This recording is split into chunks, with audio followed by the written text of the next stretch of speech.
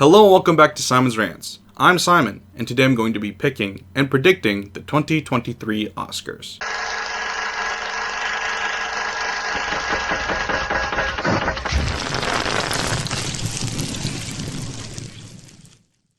So, welcome back everyone. It's been a while and you're probably wondering where I've been. So, if we look at last year, I went 17 of 23, which is good for 73.9%, which is pretty good. It's not as good as the year before where I went 12 of 15, which is good for 80%. So I wasn't quite as good last year as the year before, and frankly, because I've been so busy this past year making my own movie, I haven't been as in tune with everything in the film world. I've been a little bit out of it, as you can kind of tell, so I'm a little worried that I won't be quite as good again this year, but I just narrowed it down to 18 categories. Like I said, last year I had 23 categories.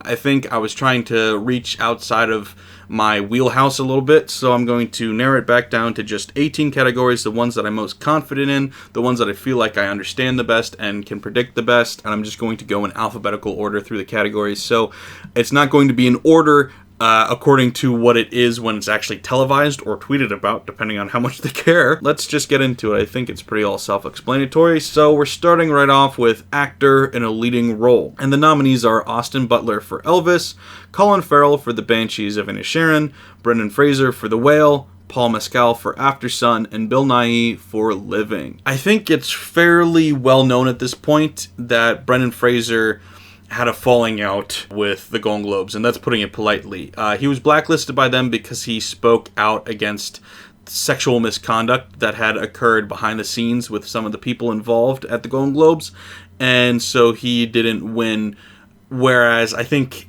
if that hadn't happened, he definitely would have. The Whale and his performance in The Whale is very much a Golden Globe style movie and a Golden Globe style performance. There's a definitive difference between the types of roles and the types of movies that win Golden Globes versus Oscars. There's a very different style to them. The Oscars typically are a little bit more political, whereas maybe the Golden Globes are a little bit more into the indie and the strange and the weird. So I actually usually align myself more with the Golden Globes. I typically agree with them more than I do with the Oscars, but regardless, I think Brendan Fraser will win the Oscar for Best Actor. Part of that being his performance was just that great. Even though it's not the typical Oscar performance, in my opinion, it was so good that I think he will win regardless. And part of it, I think, is the political side of things, as the Oscars will see the great opportunity given them to take a stab at the Golden Globes, their main competitor, and say, look, the guy that you blacklisted, we are now heralding as our hero.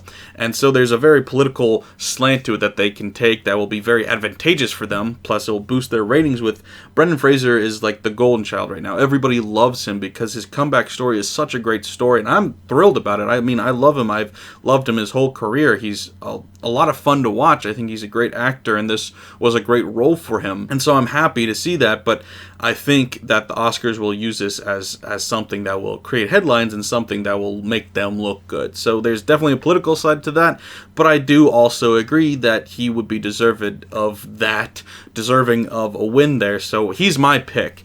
So I think he should win, and I think he will win. But if I had to pick somebody else, I think Colin Farrell for The Banshees of Inisherin has a strong case to win as well. And also, frankly, the Oscars love actors playing real people. So Austin Butler as Elvis has a case, but I don't think he will win. I don't think Colin Farrell will win. Colin Farrell definitely has a better chance than Austin Butler, in my opinion, but I don't think anybody's beating Brendan Fraser at this point. All right, moving on, we've got actor in a supporting role, and the nominees are Brendan Gleeson for The Banshees of Inisherin, Brian Tyree Henry for Causeway, Judd Hirsch for The Fabelmans, Barry Keoghan for The Banshees of Inisherin, and Ke Huy Quan for Everything Everywhere All at Once. I think similarly, the Oscars are probably going to end up going with the good story here, which is Ke Huy Quan. He's got a similar story to Brendan Fraser going on this past year, which is this comeback story, this great comeback of this kid who was in Hollywood and then kind of was chewed up and spit out and rejected, and now has come back at the top of his game and is at the top of the world, and no better ending to that story than having him win an Oscar. He's already been through every other awards show, what better way to then cap that off with the Oscars? So once again, I think they're going to go with that because not only is he great in Everything Everywhere All at Once, he was phenomenal in that movie. I think also it would just look great for them. It would be every political reason to do it. It's good headlines, and it's just something that makes the Oscars a feel-good story. So I think they're going to go with that, and I wouldn't mind that. I thought he was great. He wouldn't be my personal pick, though. He's probably number 2 on my list because, for me, nothing against Ke Huy Quan. Like I said, I thought he was great, but Brendan Gleeson was phenomenal. There's been so much talk about Colin Farrell in The Banshees of Inisherin, but I thought Brendan Gleeson was by far the best thing about that movie, and I thought Colin Farrell was great, but Brendan Gleeson was just so amazing in that movie that I think he should win. I don't think he will, but I think he should win. Frankly, he's third most likely to win in my opinion because his co-star Barry Keoghan I think is much more likely to win than him, and I thought he was good too, but for whatever reason there just seems to be more buzz around him in supporting actor, and like I said, he was good, and Ke Huy Quan was also very good, but Brendan Gleeson to me stole the show. I think he should win, but I think Ke Huy Quan will win, and if he doesn't for whatever reason I think it'll be Barry Keoghan, but even that seems unlikely and definitely not Brendan Gleeson, but he should. Moving on, we've got actress in a leading role, and the nominees are Cate Blanchett for Tar, Ana de Armas for Blonde, Andrea Riseborough for To Leslie, Michelle Williams for The Fabelmans, and Michelle Yeoh for Everything Everywhere All at Once. Now I bring up again the fact that the Oscars love actors playing real people, but in this case the two options there are Ana de Armas for Blonde, which was critically panned. People hated that, and I think the only reason she was nominated at all was because she was playing Marilyn Monroe. So even though she was fine, but it was a bad movie, she's not going to win. I really just don't think she's going to win. And then Michelle Williams technically isn't playing a real person because it's a fictional character, but it's in every way representing Steven Spielberg's real-life mother. Not only is it not technically a real person, it's also not a great performance, in my opinion. I think Michelle Williams is a fine actress. I was shocked to see she was nominated. I didn't think that she was worthy of that. So to me, it really comes down to Cate Blanchett for Tar and Michelle Yeoh for Everything Everywhere All at Once. And part of me, I'm torn on this, really. It really comes down to how they're feeling that day. And I think Cate Blanchett probably deserves it more, and I think she's more likely to get it. But at the same time, I feel like I enjoyed Michelle Yeoh's performance more. So I don't know which is going to win, and I frankly don't know which I think should win. But I'll just say my pick is Michelle Yeoh, and I think the Oscars are going to go with Cate Blanchett, but I wouldn't be shocked at all. And probably should be picking Michelle Yeoh for the Oscars to pick, but it's so close, I really don't know. So either one of them. Next, we have actress in a supporting role, and the nominees are Angela Bassett for Wakanda Forever, Hong Chau for The Whale, Carrie Condon for The Banshees of Inisherin, Jamie Lee Curtis for Everything Everywhere All at Once, and Stephanie Hsu for Everything Everywhere All at Once as well. This is actually a pretty tight race to me, except for Hong Chau for The Whale. She's not going to win. She definitely won't. I think Stephanie Hsu is probably my pick, and is a likely Oscar pick too, but something's telling me Angela Bassett's going to win. And I wouldn't be shocked by that at all. I also wouldn't be shocked if Jamie Lee Curtis won for Everything Everywhere All at Once. So I'll just say Stephanie Hsu for my pick and Angela Bassett for their pick. I will also throw out that Rachel Sennett for Bodies, Bodies, Bodies is probably actually my favorite supporting actress. I thought she was hilarious in that movie. I thought she carried every scene she was in that movie. And I get that it's very much so not a Oscar-style performance or even a Golden Globes-style performance. Comedy gets overlooked a lot in award shows. So does horror. Those two genres just kind of get slept on entirely.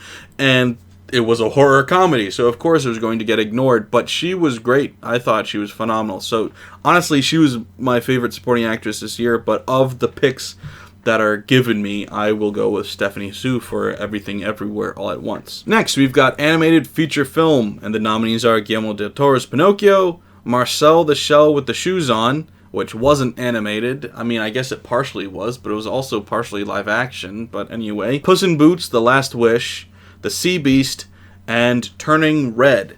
Now, it's funny because I always bring this up every time I talk about Oscar-winning animated movies. It's always between Pixar and Disney. Those two are going to win 90% of the time. But you know what? The first ever animated feature film winner in the Oscars was Shrek. And so it's kind of interesting that we've got Puss in Boots coming out the same year that the best Disney/Pixar had to put out was Turning Red, which I already forgot came out because nobody really cared about that movie. So for me, the obvious pick is Puss in Boots. I think that was easily the best animated movie this year, but I'm in a slight minority here where I know critics loved Guillermo del Toro's Pinocchio. I have already talked about that movie. It made my top 10 worst movies of the year list. I didn't like it. I really didn't like it at all.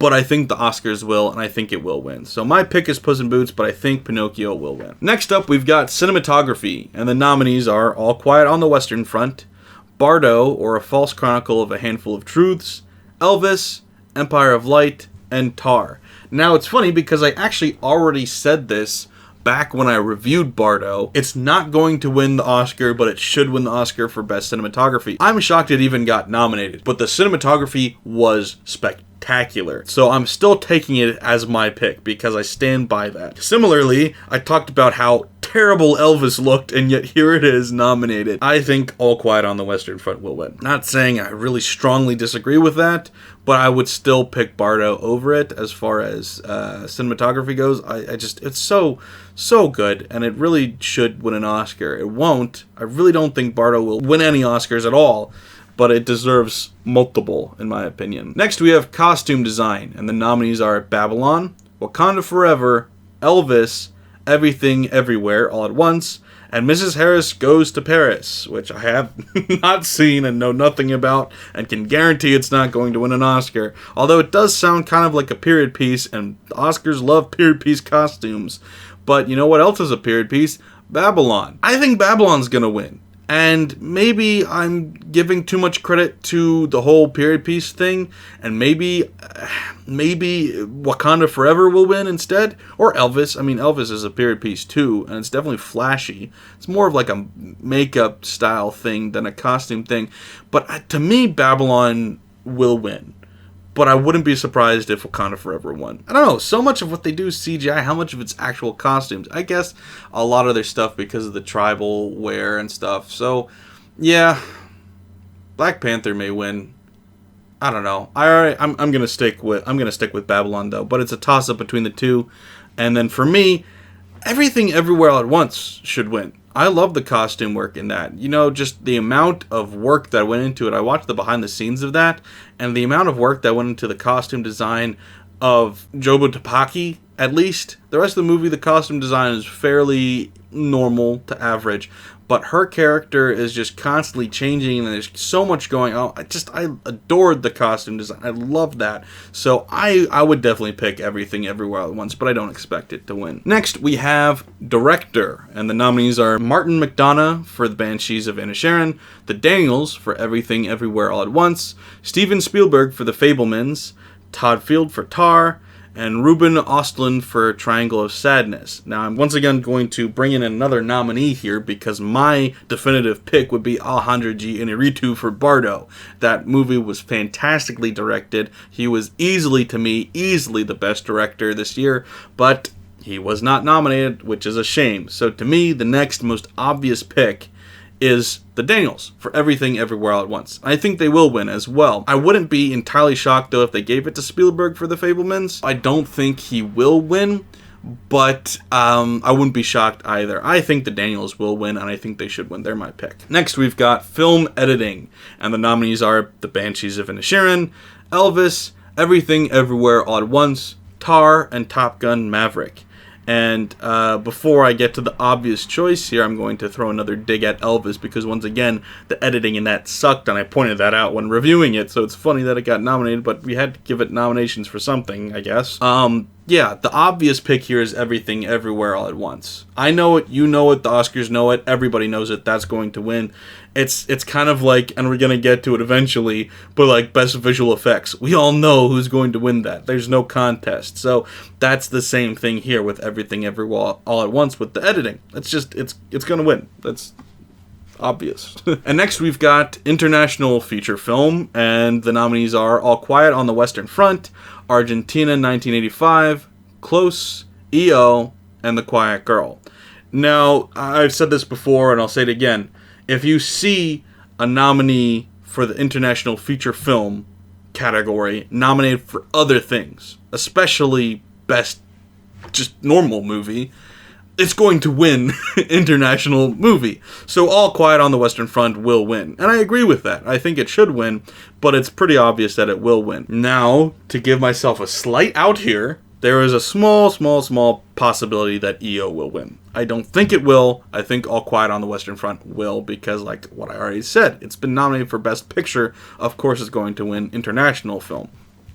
Just makes sense. Next up, we've got Makeup and Hairstyling, and the nominees are All Quiet on the Western Front, The Batman, Wakanda Forever, Elvis, and The Whale. I don't think it should win, but I do want to say that it should have been nominated. Everything Everywhere All at Once had great makeup and hairstyling, so I think it should have been at least nominated. It shouldn't have won, but it should have been nominated. Now, going back to what will win. The Oscars love fat people. Fat people makeup, I should say. And we got 3 of them this year. Because the Batman has the Penguin, Elvis has Tom Hanks, whatever his name was, the Colonel, and The Whale obviously has Brendan Fraser as the main character. So, which one do we go with? Well, which one looked best?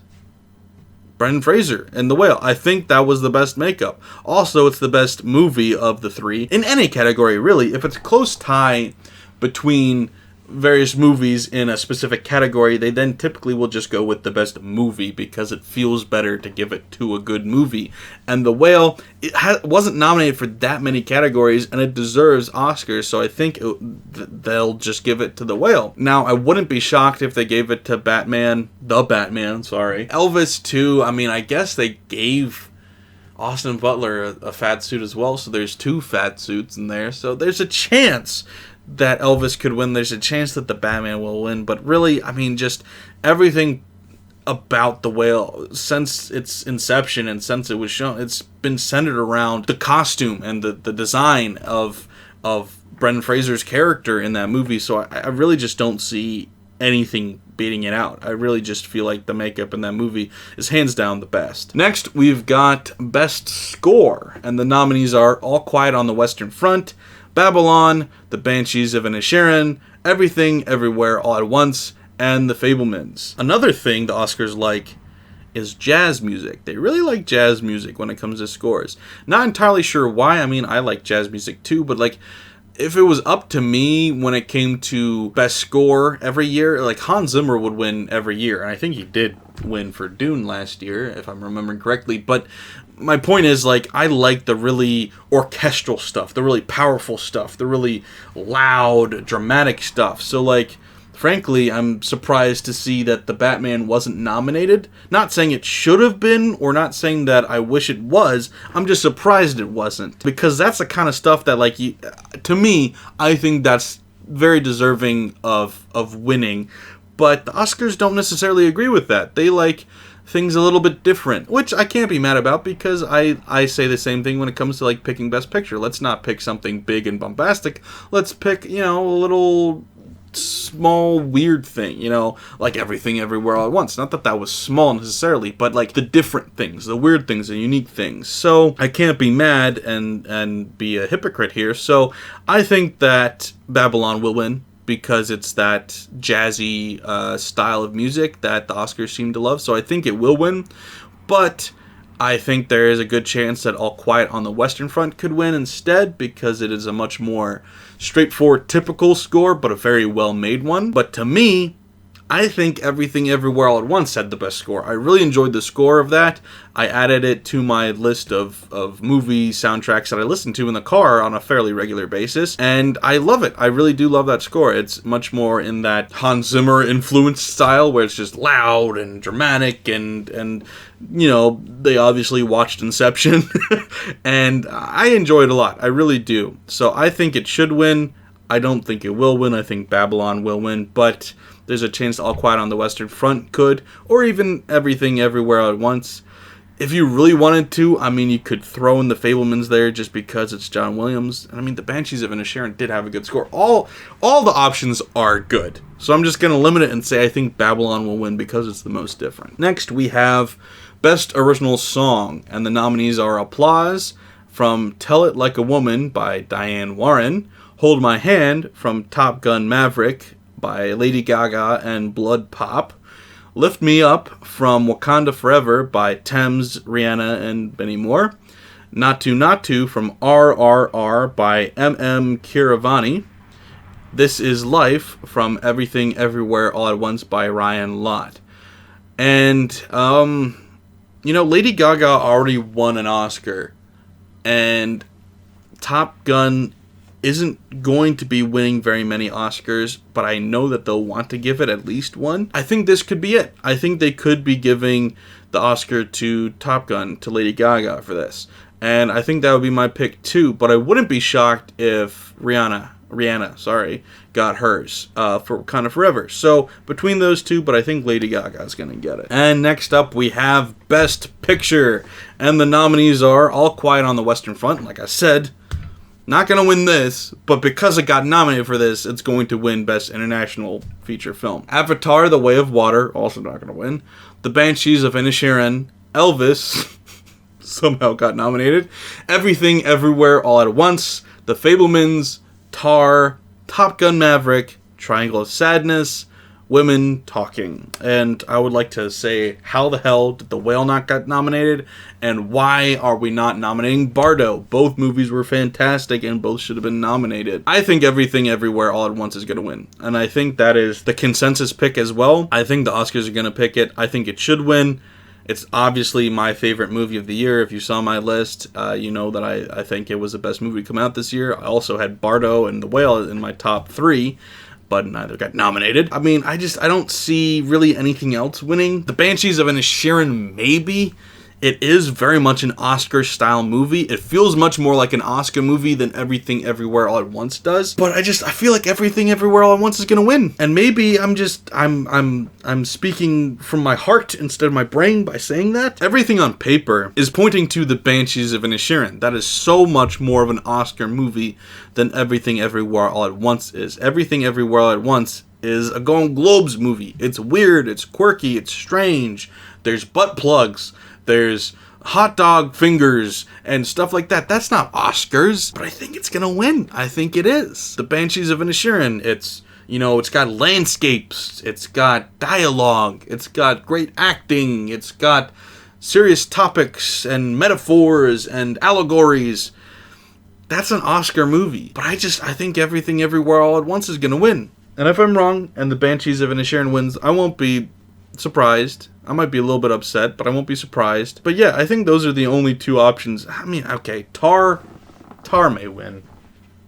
It shouldn't, but it may win. Avatar won't win. Elvis won't win. The Fabelmans, maybe, but not really. Top Gun shouldn't win. Triangle of Sadness, I'm surprised it got nominated. Women Talking, if it wins, it's purely a political thing by the Oscars. And I don't think All Quiet on the Western Front will win. So it's really between Tar, Everything Everywhere All at Once, and the Banshees of Inisherin. It's probably going to be Everything Everywhere All at Once. I'll just say that. And if it's one of the other ones, oh well.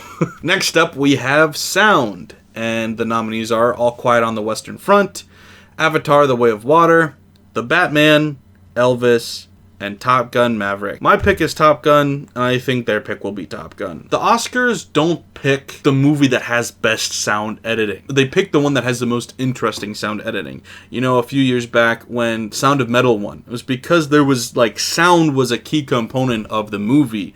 You know, because the main character was going deaf, and so there was interesting things they did with the sound. They're not paying attention to, like, what really, did they really mix that perfectly, or whatever? They're not really taking that into account, and Top Gun Maverick has loud planes in it. There's a lot of oomph to that movie. To me, it's Top Gun Maverick. That's my pick, and I think it's their pick too, but I wouldn't be shocked if All Quiet on the Western Front won. Okay, Elvis is a semi-musical, so maybe, but there's really not that many options there to me. I don't know why the Batman would win, I don't know why Elvis would win, and I don't know why Avatar was even nominated. I mean, what was the sound in that movie? There's nothing. I guess the animals. That's something, actually. That's pretty cool. I don't think it's going to be enough to win it for it, though. Next up, we have visual effects, and the nominees are Avatar and a bunch of other stuff. All Quiet on the Western Front, Avatar: The Way of Water, The Batman, Wakanda Forever, and Top Gun Maverick. Yeah, Avatar's gonna win. I know it, you know it, everybody knows it. It should win, too. You know, it looked really good. It looked really good. Nobody ever accused Avatar of, like, looking bad. I was one of many people accusing Avatar of not having a plot, or being poorly acted, or poorly written. Nobody ever accused it. It was like, the CGI is not even good. It is. That's why people watch it. That's why both Avatars are two of the highest grossing movies of all time. It's not by accident. Next up, we have writing adapted screenplays, and the nominees are All Quiet on the Western Front, Glass Onion, A Knives Out Mystery, apparently that's adapted from something, I don't know, Living, Top Gun Maverick, apparently also adapted, I guess because it's a legacy sequel. I don't know. It's the same thing with, like, Dumb and Dumber 2. It's a sequel. It's not adapted, but whatever. And Women Talking. Women Talking feels like the pick here for the Oscars. I would go with All Quiet on the Western Front, and I wouldn't be surprised if it won either, but I think for my official pick, prediction, that is, I think Women Talking will win, but I think All Quiet on the Western Front should win. The original All Quiet on the Western Front is a phenomenal movie, and this one was a very good adaptation of it. I still am partial to the original, but they did a great job modernizing it, as far as, obviously, they didn't take it out of World War I. But regardless, they made it modern in the way that they were able to portray things. And I think they did a great job. So I think it should win. I don't know that it will, though. And the last category we have is Writing Best Original Screenplay. And the nominees are Banshees of Inisherin, Everything Everywhere All at Once, The Fabelmans, Tar, and Triangle of Sadness. And once again, we really come down to only two options here, being The Banshees of Inisherin and Everything Everywhere All at Once. To me, The Banshees of Inisherin is by far and away my pick. I love the writing. The dialogue in that movie is fantastic. And maybe I'm just being partial to it just for the dialogue, whereas, you know, Everything Everywhere All at Once, what makes that movie so great isn't necessarily the dialogue in the writing, although the dialogue is well written. It's just the writing of the story. So, my pick is The Banshees of Inisherin. And once again, my head is probably, should be telling me that it will win, but my heart is telling me that Everything Everywhere All at Once will. Toss up between those two, but for my official pick, I say The Banshees, and I think they will say Everything Everywhere All at Once. So, those are my picks, and those are my predictions. What do you guys think, though? Do you think I'm right? Do you think I'm wrong? What do you think will win, and what do you think should win? Let me know in the comments below, and of course, don't forget to like, share, and if you're new here, subscribe. I promise I will be posting again soon. I am busy finishing the movie, and I really just wanted to make sure that I dedicated my full time and attention to finishing the movie as opposed to trying to make a movie and do a YouTube channel at once. It really just was too much to handle. I said years ago that I will make YouTube videos until I don't enjoy it anymore, and frankly I didn't enjoy it because I was trying to make a movie and do it at the same time, and that's not enjoyable. So I promise, once I'm done making the movie, after maybe a little bit of a break, just catch my breath, I will be back to making YouTube videos. I promise. That's just still going to be a few more weeks. But I may post something before then. I don't know. We'll see. Anyway, thanks for watching, guys. Thanks for subscribing if you are, and if you haven't, please do. Like I said, I will be posting again in the future. This isn't a completely dormant channel. Anyway, thanks, guys. Bye.